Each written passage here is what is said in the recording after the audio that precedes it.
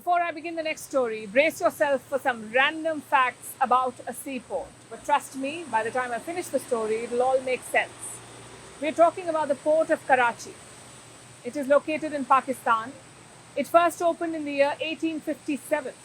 And today it is the country's largest and busiest seaport. It handles about 25 million tons of cargo every year. That's about 60% of the nation's cargo. And this port is crucial, not just for Pakistan, but also for South Asia. It is one of the largest and busiest in the region. But why do you need to know all of this about the Karachi port? Because Pakistan is selling it. The country, as you know, is in crisis, in desperate need of money, so it is selling a key asset. The Pakistan government has drafted a 5-year agreement. They want to hand over 4 berths at the Karachi port. Do you know who the buyer is? The UAE, the United Arab Emirates. And this is not even the most interesting part. You have to see the pace of deal negotiations. They're moving at breakneck speed. A cabinet committee was set up, led by Finance Minister Ishaq. It met with Abu Dhabi stakeholders this week, back-to-back meetings on Monday and Tuesday. They quickly finalized the framework agreement and pushed for a go-ahead from the federal cabinet. As fast as that, it's only a matter of days now. A commercial deal is set to be signed in the next few days. Now, if you followed government contracts in general, you would know that these things take months, even years. So to have wrapped it up in just a few days is exceptional. Either the Pakistanis are very, very efficient or very desperate. I don't want to say which, but I'll tell you this. Pakistan is stuck in an economic vortex. The inflation rate has risen to about 38%. The cost of food is soaring, and it's only worsened since last summer. Last summer is when Pakistan suffered devastating floods. They caused damages worth $30 billion, 30 billion. The country is already buried under a pile of debt. It now faces the risk of default, meaning it may not be able to pay its EMIs on time. Pakistan had signed a bailout deal with the IMF in 2019, the International Monetary Fund. It was a deal worth $6.5 billion. This is the money that the IMF was supposed to give to Pakistan. But for this, Pakistan had to fulfill certain conditions. It did not. So bulk of the money has not come. And this deal is set to expire by the end of this month, in the next few days.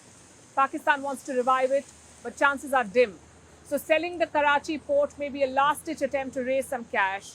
And perhaps Islamabad saw this coming because last year, their government passed a law. It's called the Intergovernmental Commercial Transactions Act. This law is aimed at selling state assets and fast-tracking such sales to raise funds. The Karachi port deal is the first transaction under this law. But why the UAE? Because the UAE is Pakistan's 3rd largest trading partner. The first 2 are China and the United States. Average annual trade between the two countries stands at $8 billion. It is also an ideal export destination for Pakistan because the distance between the two countries is not very much, so transportation costs are limited. Also, politically and financially, the UAE has supported Pakistan in the past. Hence this deal. But it only reflects the dire straits that the country is in. Selling state assets to raise cash is the last of the last resorts. It can be a dangerous trend for a rogue nuclear state. So the defense deal is making all the buzz, but there's another sector where the US and India are cooperating, and that's semiconductors or chips. They're often called the oil of the 21st century, the key to global domination. So it's no surprise that chips are a contested asset. The US and China are both trying to dominate this market. They're locked in what's called a chip war. As of today, Washington is leading the race, but China is catching up fast. Where does that leave India? Well, at a vantage point, we say, as a credible alternative to China and a reliable partner for the world. The US wants to move away from China. It wants to make sure that Beijing doesn't get critical technology. It wants to build semiconductors with like-minded countries, aka India. This is called friendshoring. Offshoring with friendly countries. That's friendshoring for you. And this is a big opportunity for India. Because irrespective of what the US wants, India has been pushing itself as an alternative to China. India does not have native semiconductor firms, so it's trying to woo foreign giants. And part of this push is a $10 billion incentive plan. It is aimed at boosting semiconductor manufacturing. And this works well for the US as well. America can support India as it tries to weaken China's chip industry. Again, this looks like a natural fit, and they've been at it for a while. In September last year, the Quad took up this issue. They moved to secure semiconductor supply chains. The Quad, as you know, is a member of is a group rather of 4 countries, 4 members: India, America, Japan, and Australia. And in March this year, an MOU was signed. A memorandum of understanding was signed. It was signed between India and the US. This was to establish a semiconductor supply chain. Reports say India has now cleared a $2.7 billion Micron chip testing plant. Micron is a major chip company in America. They will set up a plant in India. And this came just ahead of Prime Minister Modi's state visit. The plan is to set up a semiconductor testing and packaging unit. It will be built in the state of Gujarat. India has promised production-linked incentives. We're talking about incentives worth $1.34 billion. Remember, this is the same Micron, the same company that China has recently banned. Washington is asking American firms to invest in India and to move away from China. And the Micron plant is a good start. But this unit will only test and pack semiconductor chips. It won't make in India. New Delhi will have to aim for that, for making in India.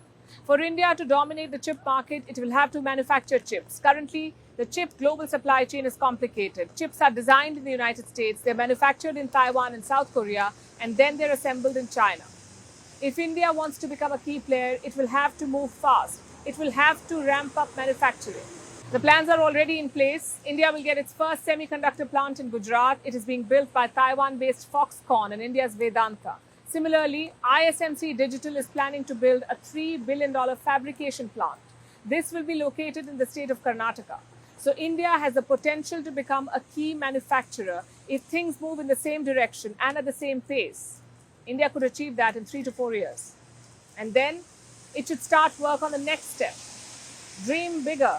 Think about chip design. As of today, it sounds like a long shot, but remember, India has exceptional talent pool.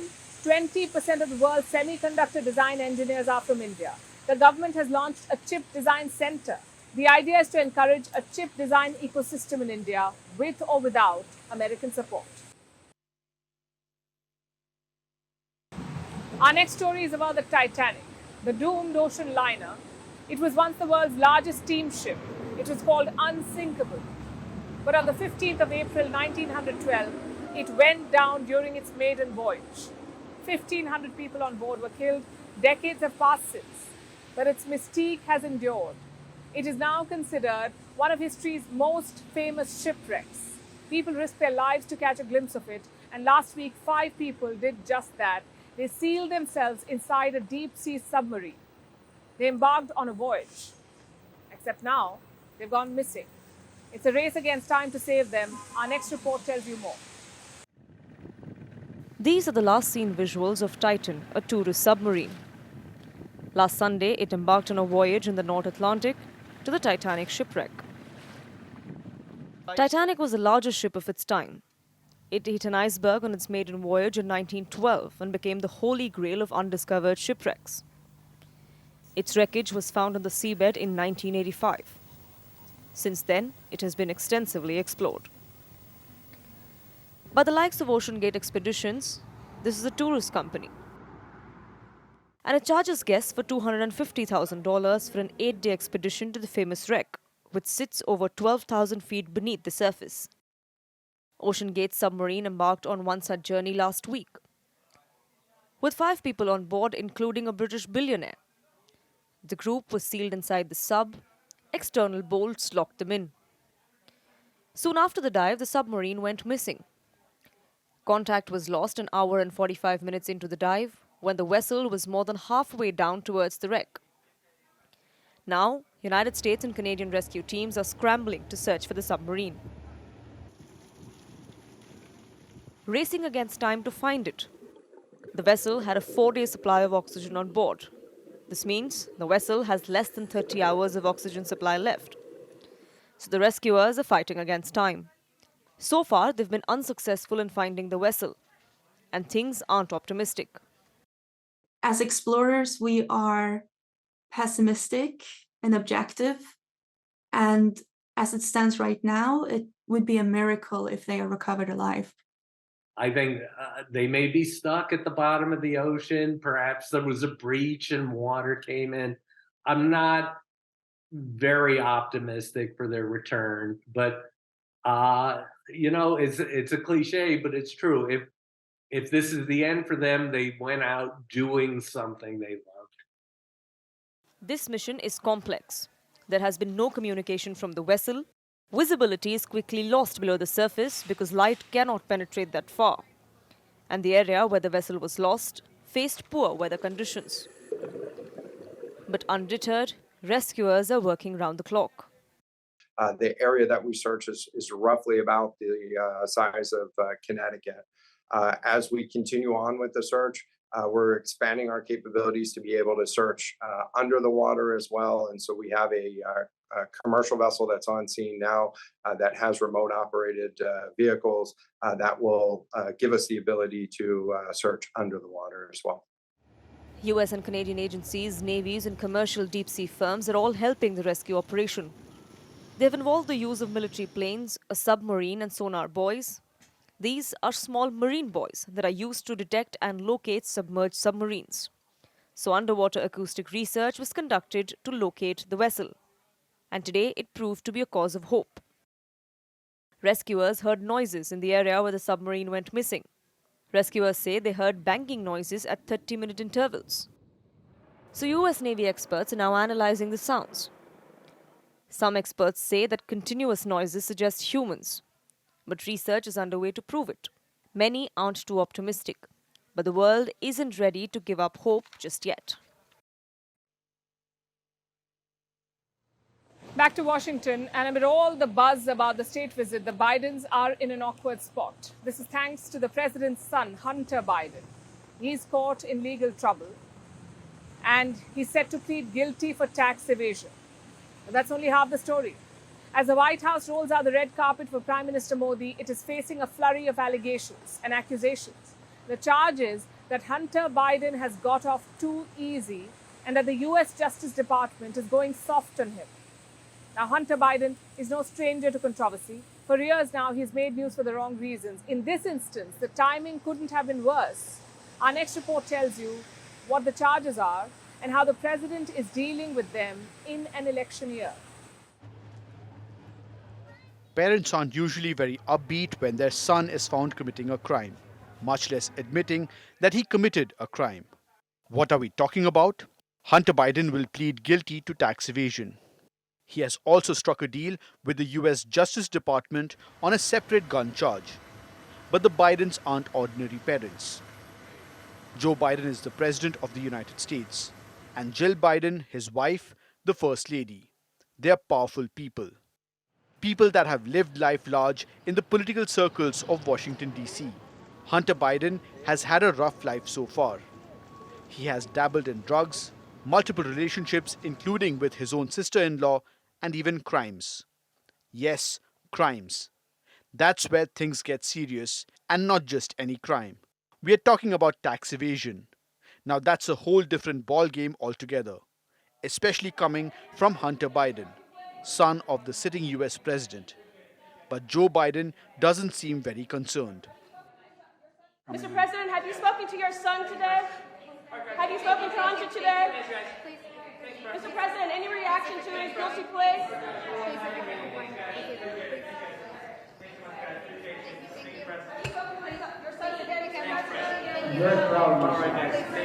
Thank you. There's more. The White House has issued a short statement. It said the President and the First Lady love their son and support him as he continues to rebuild his life. We will have no further comment. Let's quickly tell you what the case against Hunter Biden is. The years were 2017 and 2018. Hunter Biden was supposed to pay the government $100,000 in taxes each year, but he didn't. Now that's a crime. For his failure to pay taxes, Hunter Biden technically faces 2 years in prison. But there's another charge against him. This one is gun-related. In 2018, a firearm owned by Hunter Biden was found in a dumpster in Wilmington, Delaware, apparently tossed off by his then-girlfriend. It was not a major crime until 2021, when Hunter decided to reveal that he was addicted to drugs at the time. That revelation raised the possibility that he broke federal law by purchasing a firearm, and for that charge, he faces 10 years in prison. So, put together, Hunter Biden faces a maximum penalty of 12 years in prison for A. Tax evasion, and B. For illegally purchasing and possessing a firearm. But now, Hunter Biden will plead guilty to the tax charges and struck a deal on the gun charge. So he is very unlikely to be sent to prison. But the Republicans have pounced on the opportunity to hit out at the US president. Donald Trump took to Truth Social to vent saying, "Wow, the corrupt Biden DOJ just cleared up hundreds of years of criminal liability by giving Hunter Biden a mere traffic ticket. Our system is broken." Republicans are comparing the Justice Department's treatment of Trump and Hunter Biden and claiming that there's an obvious bias at play. Whether that's true or not, Joe Biden would rather not have the Hunter Biden scandal break out right now. President Biden is upping the ante against guns, and he's also a champion of the wealthy paying more taxes. So his son illegally owning a gun and evading taxes does make things very awkward for senior Biden. Hunter Biden's controversies did not stop Joe Biden from becoming president in 2021. But the big question is, will it derail his re-election bid? And now it's time for Vantage Shots, images that tell the story. We're starting with Argentina. Violent protests have erupted there. This is after a constitutional reform restricted the right to protest. Demonstrations are on in Colombia too. Thousands are marching against economic and social reforms pushed by the country's leftist government. In the US, new footage shows the devastating aftermath of a tornado in central Mississippi. And finally, what happened today in history? In the year 1945, American forces captured Okinawa during the Second World War. With this began the Allied invasion of Japan. We're leaving you with these images. Thank you very much for watching, for your patience. We're sorry for all the noise. Like I said, it's a rainy morning in Washington, D.C., but we love bringing the stories to you from wherever we are. We'll see you tomorrow.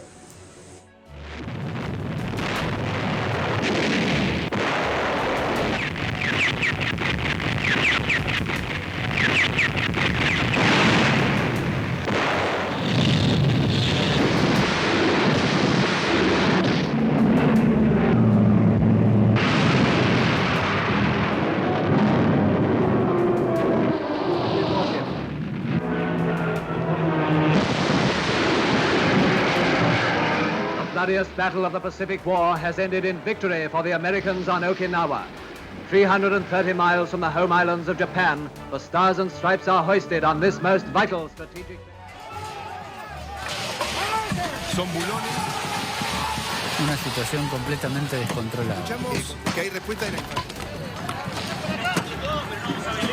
Primero con 2 gases lacrimógenos y ahora sí, la policía que avanza balas de goma y también han lanzado gran cantidad de manifestantes. Que cuarto auto y la policía intenta exactamente. Primero con gas, miras a la policía, ahí corren el portón, abren el portón directamente.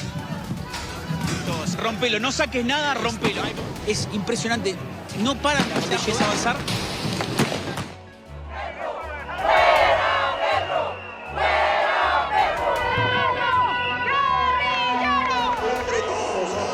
Que podamos ingresar. Arriba, arriba, arriba.